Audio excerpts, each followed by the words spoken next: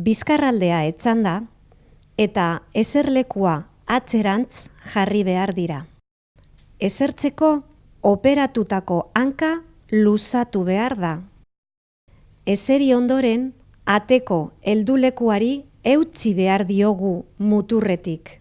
Pazienteak hankak blokean mugiarazi behar ditu, aldaka egonkortzeko eta horretarako operatu ez den hanka operatutakoaren atzean jarri behar du eta bi hankak lotuta giratu behar du, aurrera begira eserita, egon arte.